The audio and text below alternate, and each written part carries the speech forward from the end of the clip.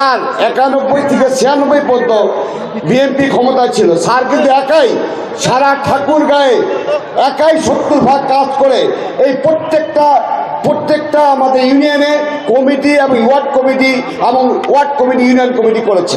এটা কিন্তু আমাদের গর্ব না, স্যারের গর্ব। আজকে স্যার এমন এক পর্যায়ে নিজের পর্যায়ে আসে, আজকে স্যার বাংলাদেশের মহাসচিব, বিএনপির মহাসচিব। এটা আমাদের জন্য গর্ব কিনা? আমাদের জন্য গর্ব কিনা? আমরা আগামী 100 বছরে ওনার মতো লোক পাবো কিনা সন্দেহ আছে।